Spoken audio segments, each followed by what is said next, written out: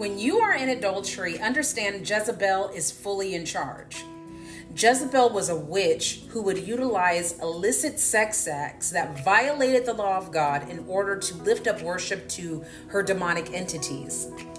Adultery is one such act. So understand, just like God blesses the marriage bed, well, there is no blessing for the adultery bed. No, when you and that dude get together and do what you do, God don't get the glory out of that. The devil does.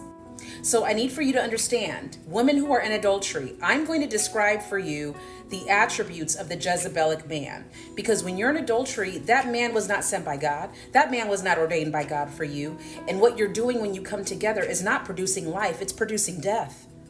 So I recorded this last year, but I want to shout out this person here. I'm going to put it right here. Thank you for reminding me that I recorded this last year.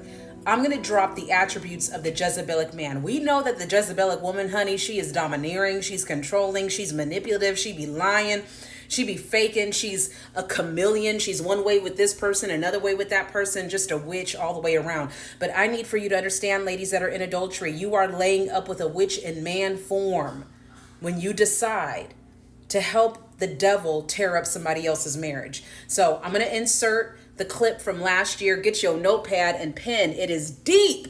It is deep. But thank you for reminding me that I did this last year, and I hope it blesses you. Y'all, this was crazy recording this. This is like the 5th time. But anyway, so first and foremost, a Jezebelic man has the following characteristics. He is insecure. He's easily intimidated by anyone that he believes to be more successful than him, including other men, his wife, or even his own children. He may verbally celebrate your accomplishments, but in his heart, he secretly is jealous of those who he perceives as better than. He lacks identity and will assimilate to fit in, but is lacking knowledge of who God has made him to be. The identity crisis he has is amplified in the presence of those who know who they really are. He is possessive. He hates to not be in control and will attempt to control the few relationships he has. He will isolate his girlfriend or wife, children, and hates to not be the only person of influence in others' lives. Around other friends and family, he is uncomfortable by their love and affection because it highlights his lack thereof. He will tolerate the presence of others in the life of his wife as long as he can control the narrative and perspective of these people in her heart. After gatherings, when you and him are alone, he will negatively analyze everyone and reduce your positive perspective of them. C, he is slanderous.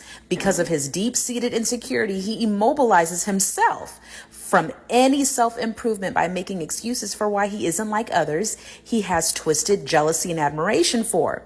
Because he is a man frozen by excuses and self-pity, he attempts to reduce others down by slandering their character. He evokes a feminine-like quality of hyperfixation on gossip.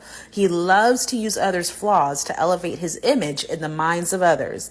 D, he dominates by force. He doesn't operate through servant leadership. He demands loyalty, obedience, and service by intimidation and threats.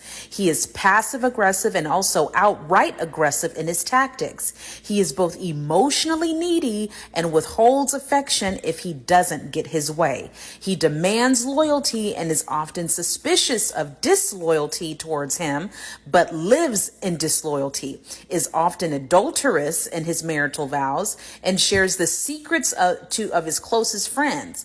He uses violence against women and places the blame on women for his violence. He seeks validation and codependency from father-wounded women to make him feel strong, and is yet feminine in his emotional fragility and is easily offended.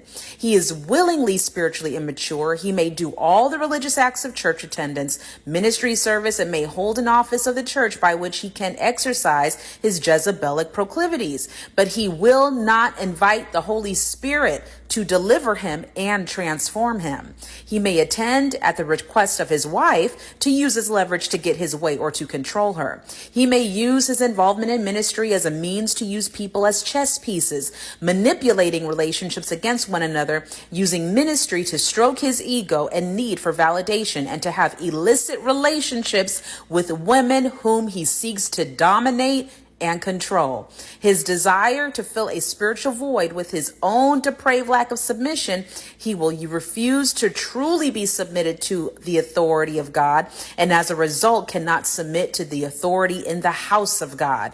He wants to be submitted to, but refuses to submit himself. Control is his drug of choice.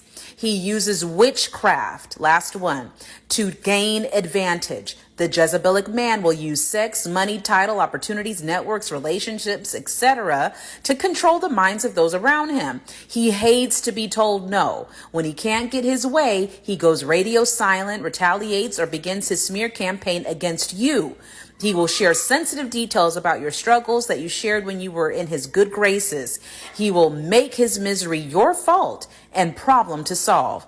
When he feels his influence on you is losing its grip, he will love bomb you. He will give you gifts, be accommodating, be kind, but his act is temporary. He takes and only gives when it's to his advantage. Bible